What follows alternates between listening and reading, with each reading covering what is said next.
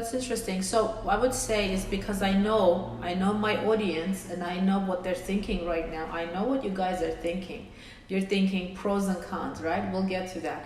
But the first question I want to ask is, what's the closest country that you think comes close to, if there's somebody in Europe or in the US or Canada or any other parts of the world are considering Armenia as a potential possible destination, what would you say is a close enough that comes close to Armenia? Because people, if they know nothing about Armenia, they at least have an understanding of, oh, so Armenia is like...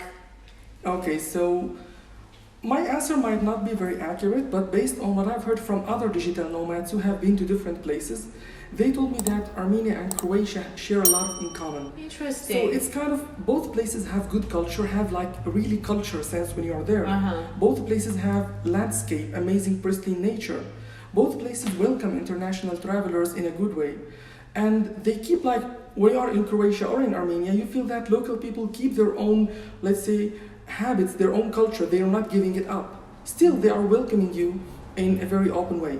So based on what I've heard from others, Croatia and Armenia, they share this kind of like lifestyle when it comes to international travelers. With the exception of one very important thing, unfortunately, Armenia does not have the sea or the ocean, which Croatia does. Yes.